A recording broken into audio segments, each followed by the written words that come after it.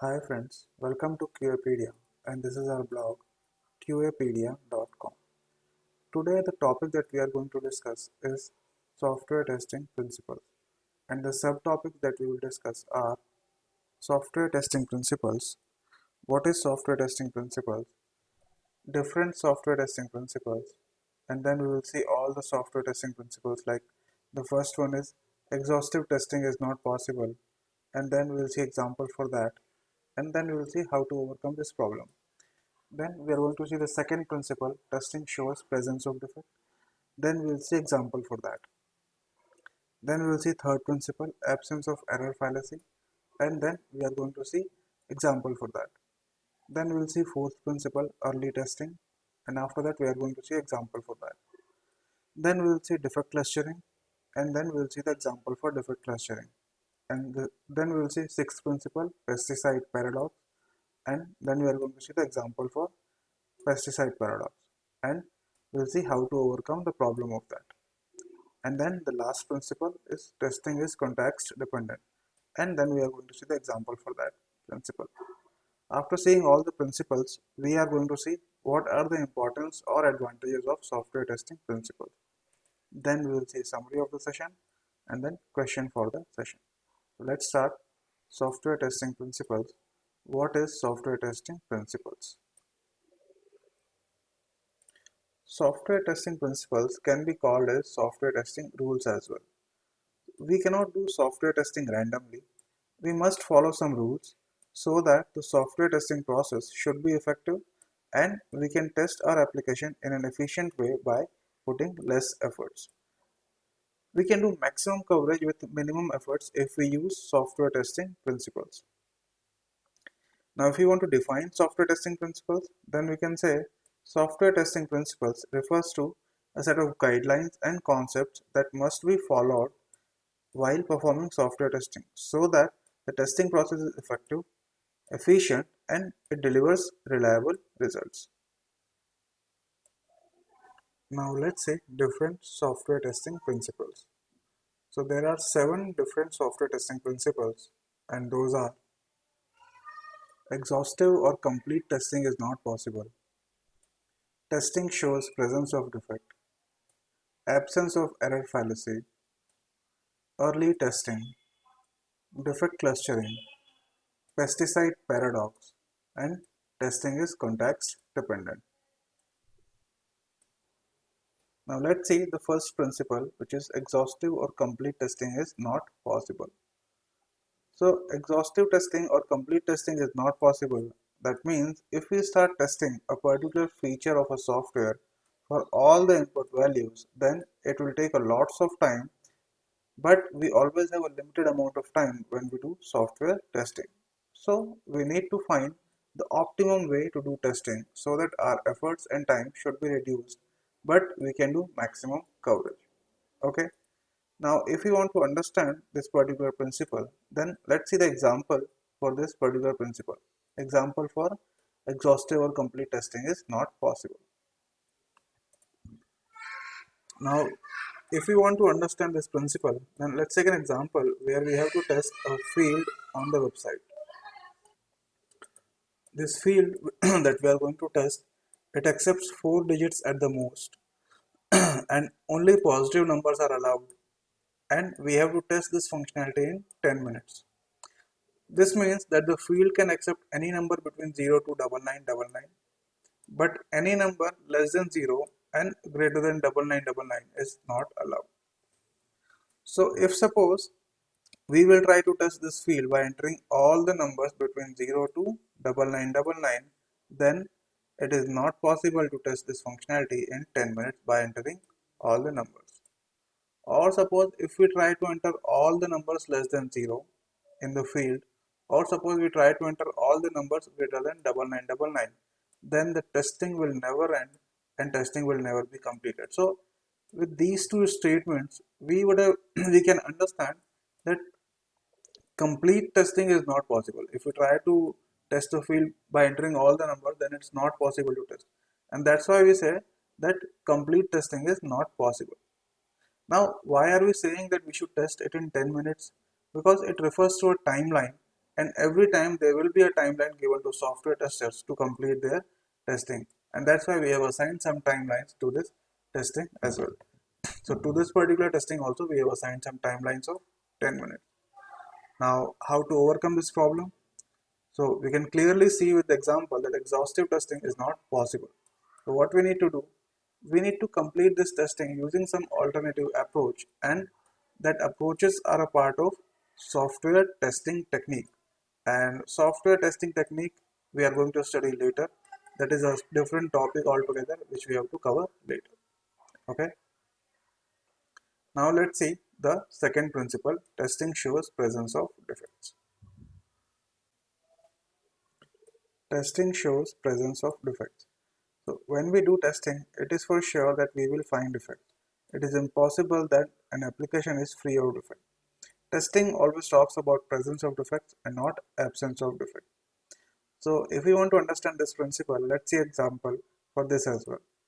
And we can understand this with the previous example where we were testing a field and the field accepts 4 digits at the most and only positive numbers are allowed in the field. So this means that we can enter numbers from 0 to 99 and 99 and no other number is allowed.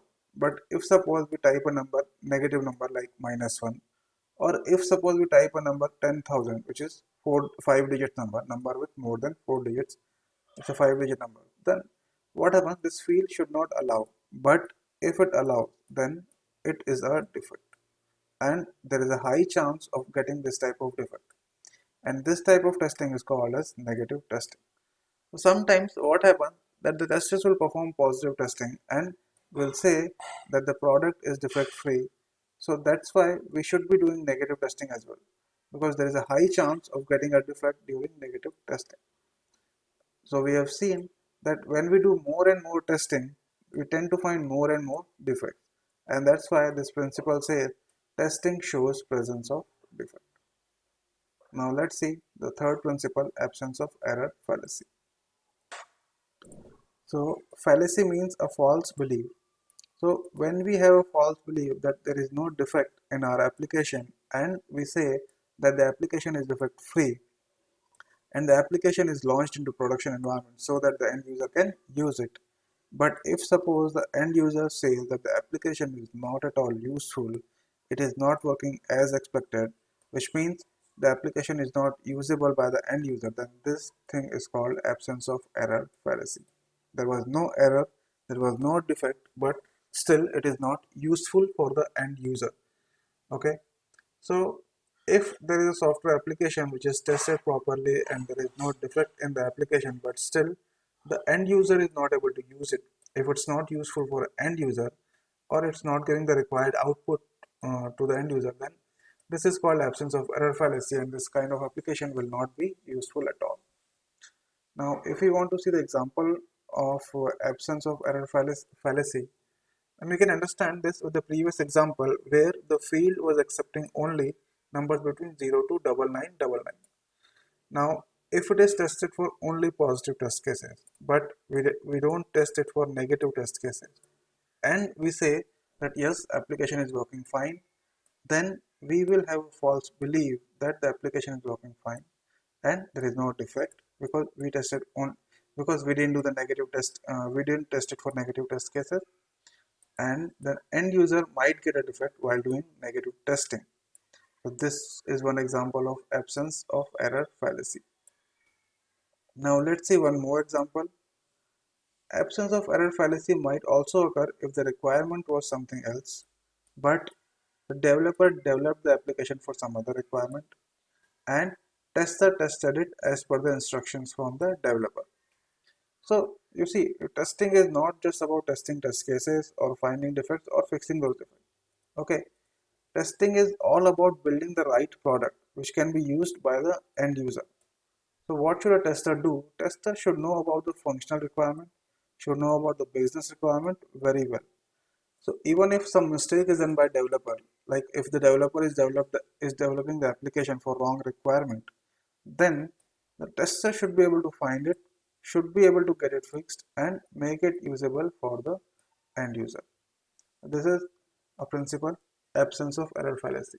Now let's see the fourth principle, early testing. Early testing. Early testing is a software testing principle that emphasizes the importance of starting the testing process as early as possible in the software development lifecycle. Early testing involves testing the software at every stage of the development process, from requirement gathering to design, coding, and integration. Now, this will include the unit testing, then integration testing, then system testing, and then acceptance testing. So, at each and every stage, we should do testing and we should start it as early as possible so that we can find more and more defects. Now, why early testing is important and other things? For that, we should see the example of early testing so that we will understand it in a better way. So, example of early testing. Let's take an example of a situation where we have to test an application within 4 weeks. Okay, within 4 weeks of time. But because of delayed deployment from developer, the application was not available to test in the first week. The first week, the application was not available at all. Now, what will happen? Because the application is not available, testers won't do anything. Now, testers will have only 3 weeks of time now. Testers will be left with only 3 weeks of time. So in the second week, what will happen? There were there were some major issues in the application, and developers could not resolve those issues in the entire week. So in this week also, because of major issues or blocker issues, testers could not do anything. And then now testers are having only 2 weeks of time. Okay, in 2 weeks of time they have to do testing. Then in third week, what will happen? Testers started their testing, full-fledged testing they have done. Then they started logging defects as well. Whatever issues they are facing, they have passed few test cases as well. Wherever the functionality worked fine. Now developers will work on those defects and they will fix. And whatever fix they have done, testers could test them in fourth week only. Okay. Now the fourth week comes, and in fourth week there are two types of activities that the testers have done. Okay, the first activity, the remaining functionalities which were there, testers tested those functionalities. Then in this remaining functionality, few test cases were passed and few were failed.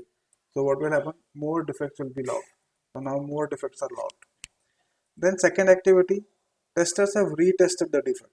In third week, testers logged some defects, right? So in fourth week, testers were retested those defects, and few defects were fixed, but few did not work fine, so they were reopened.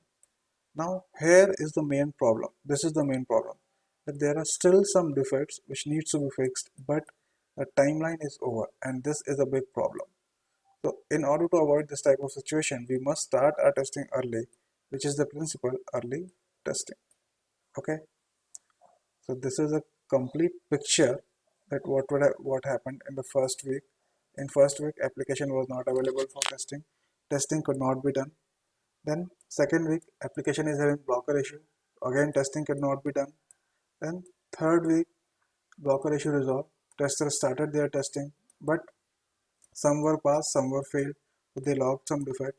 And in the fourth week, testers have tested remaining functionality and then they have retested defect. But still, defects are open. Some defects are open. So this is a big problem, and that's why we should start testing as early as possible. Then let's see the next principle, defect clustering. Defect clustering is a phenomenon in software testing where a small number of module or component in software application contains high proportion of defects. Defect clustering is also called defect grouping. In this process, defects are grouped to their respective functionality. There is a very famous rule or principle which is Pareto principle, and it says that in most of the cases roughly 80% of the consequences come from 20% of the causes. So this is also called 80-20 principle. Now when we apply this Pareto principle to software testing, then we can say that mostly 80% defects come from 20% of the functionality. Now if you want to understand this, then we can see an example for defect clustering. Let's understand this with an example of internet banking software application. What would be the functionality in internet banking? it would be launching net banking application, login to net banking, payment transfer NEFT, payment transfer IMPS, payment transfer UPI, checking the bank statement online, and log out from net banking. We can see how many functionalities are there in net banking. Now let's assume that we found some defects while doing testing these functionality. If we apply the concept of defect clustering, then we will understand how many defects are related to which functionality. Now let's assume that there are total number of defects that we have found are 10. Okay, now we will make a table. In one column one functionality we will mention, and in one column number of defects. So launching net banking application, there are 0 defects. Login to net banking, 0 defects. Payment transfer NEFT, 2 defects. Payment transfer IMPS, 4 defects. Payment transfer UPI, 2 defects. Check bank statement online, 1 defect. Log out from net banking, 1 defect. Now let's see the percentage division of the defects. So we can see we have covered here functionality in this functionality column in this percentage. Launching net banking application, log into net banking, check bank statement online, and log out from net banking. So how many functionalities? 4 functionalities are there. Here, payment transfer NEFT, payment transfer IMPS, payment transfer UPI. All these functionalities look to be 3 functionality, but all are payment transfer. So we can say it is only one functionality, which is payment transfer. If we will see the functionality percentage, this will be 80% and this will be 20%. Here we have 4 functionalities. Here we have only one, which is payment transfer. We have subdivided it, so that's why it is looking more. Now if we see the defect number of defects, here we have only 2 defects. Okay, for this functionality only 2 defects, but for this functionality we have 8 defects. What is the defect percentage? It is 20% here and it is 80% here. So according to Pareto principle, 20% of functionalities are giving 80% of defects. Okay, now this data is not exactly correct because you can see here 3 functionalities are there, 4 functional. So this 80-20 percentage is not correct, you might say, but it is just to show you that in most of the cases few functionalities will generate a large number of defects. Okay, so this was a principle defect clustering. Now we are going to see pesticide paradox. Farmers use pesticide in their farm while farming so that the insects will eradicate. So when this process is repeated over a long period of time, then these insects develop resistance to the pesticide, and these pesticides become ineffective on the insects. This effect is called as pesticide paradox. The same thing is applied to the software testing as well. The pesticide paradox in software testing is a phenomena that refers to the idea that repeated execution of the same test cases over and over again can reduce the effectiveness of testing. So testing will not be effective if we are doing repeated execution of the same test cases over and over again. The pesticide paradox occurs because the software is tested repeatedly using the same test cases, and it becomes less likely to find new defects. So it looks like that the software is working fine because the defects are not coming, but actually the softwares will have defects and we are not testing those. Now let's understand this with an example of this particular principle so that we will understand it in a better way. So let's understand this with an example of net banking application. Now let's assume we are testing below functionalities in our net banking application, like launching net banking application, log into net banking, payment transfer NEFT, payment transfer IMPS, payment transfer UPI, check bank statements online, and log out from net banking. So when we test these functionalities for the first time, then we find some defects in all the functionalities almost. Then developer will fix those defects and tester will test the functionality again. And in second iteration, we will find that the number of defects are reduced now. Then in third iteration, again the defects which are fixed by developer, we will test again, and we will see the developer number of defects have got reduced again. And this type this cycle will go on again over and over. At some point of time, we'll find that the number of defects becomes zero if we test those functionalities using the same test cases. So that means our test cases are not able to find new defects. And this effect in software testing is called pesticide paradox. This is one of the very important software testing principles. Okay, now let's see that we have some iterations and these are the functionalities. Okay, and for these functionalities we have written some test cases 5, 5, 10, 10. All these test cases we have written, and then we are testing it in iteration 1, iteration 2, iteration 3, iteration 4. And when we have tested those in iteration 1, we have found defects like this 2, 3, 6, 6, 6. Then in iteration 2 we tested again. Then we have seen that the number of defects are reduced from 2 to 1, 3 to 2, 6 to 4, 6 to 4. Like this defects are reduced. Same thing in iteration 3, we have seen the number of defects have again reduced from 1 to 0, from 2 to 1, 4 to 2.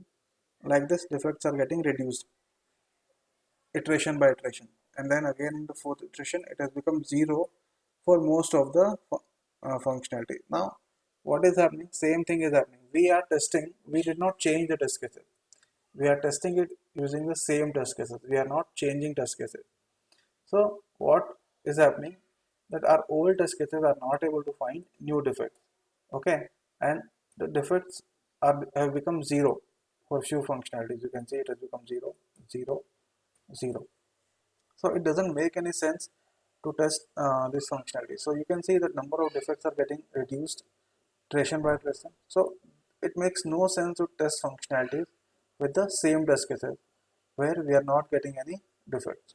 Okay, now how to overcome this type of problem, how to overcome the problem of pesticide paradox, we'll see that now. How to overcome the problem of pesticide paradox. Now if we want to overcome the problem of pesticide paradox, then we should write test cases for each functionality thoroughly, and we should update the test cases in each iteration so that the test cases will remain relevant and effective.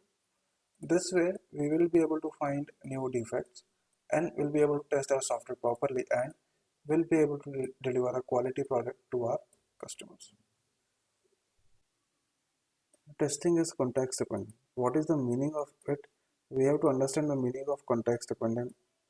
Context dependent is made up of two words, context plus dependent. So we have to understand the meaning of context and then we'll be able to understand what is it. The meaning of context is type of software application, domain of the application, and the system dependency of an application. So type of software application means what type of application are we going to test? A web application, mobile application, or desktop application. Okay, when the type of application will change, the testing approach is also going to be changed. Okay, web application we can access it using browser. Desktop application, it has to be installed on desktop. Mobile application, it should be installed on mobile. So every time how do we access some application, it will depend on the type of the application. So testing approach also will be different. Then domain of the application. Now the functionality and features of an application depends on the domain of the application. The application that we are going to test is a banking application, e-commerce application, or POS application at merchant. Whatever application it is, we need to have the domain knowledge for doing testing on that particular application. Requirement will also going to be different for each domain, and security becomes the primary aspect if it's a banking application. Performance becomes the primary aspect for an e-commerce application. So this way we see that each of application is different from each other because of its domain and functionality. Then system dependency of an application. If it's a desktop application, then it should be compatible with Windows and Mac OS. If it is a web application, it should be compatible with any browser such as Chrome, Mozilla, Safari. If it's a mobile application, it should be compatible with iOS and Android system. So this is also one thing on which our application testing approach also will depend. So when we say context, then these are the contexts. type of the application, domain of the application, and system dependency of an application. So on this, our testing approach also will depend. So when we say the testing is context dependent, means what type of application are we testing, what is the domain of the software application, and then many other factors. So if the software application is different, then the testing approach also going to be different, and it will depend on the nature of the software application. Let's understand with the example of this principle. Now, if you want to say the example, let's see the e-commerce website. E-commerce website will have its own needs, features, and functionality. In the same way, net banking application will have its own needs, features, and functionality. So when the needs, features, and functionality will change, then the testing approach will also change. Security will be the most important thing for net banking application because the bank is responsible to keep the customer's money safe and secure. Performance is going to be the most important feature for an e-commerce website because the e-commerce website should not go down if many users are trying to access or trying to do shopping during sales and offer season. Appearance and user experience also an important feature for e-commerce website so that the customer should be attracted towards e-commerce website.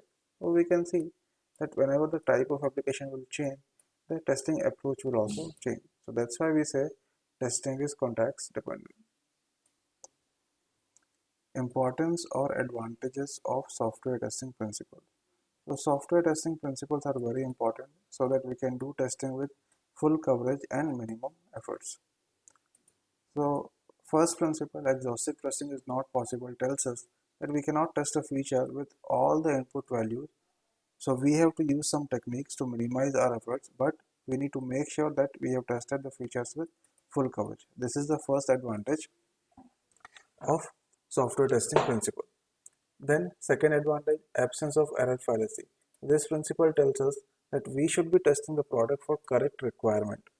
Requirement should be correct so that the product has to be useful for end user. Then early testing. This is a software testing principle which helps in identifying defects as early as possible so that the development team gets enough time to fix the defects. Then defect clustering. This principle helps in identifying most of the defects come from which functionality or which feature. So which feature needs more testing, where we should focus on testing. Then pesticide paradox. This feature tells us that we must keep changing our test cases.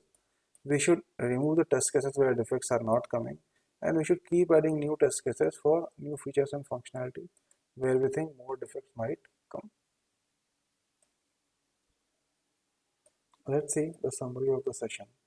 So we have covered below topics in today's session. Software testing principles. What is software testing principles? Different software testing principles. Exhaustive testing is not possible. Example for that. Testing shows presence of defect. Example for that. Absence of error fallacy. Example for that. Early testing. Then example for early testing. Defect clustering. Example of defect clustering. Pesticide paradox. Example of pesticide paradox. Testing is context dependent. Example for that. Now the question for the session is, give an example of each software testing principle. And the second question is, what is the importance or advantages of software testing principle? So that's it for this session. And thank you very much. If you want to take the notes for the session, then you can go and check this particular blog. Thank you very much, guys. That's it for the session.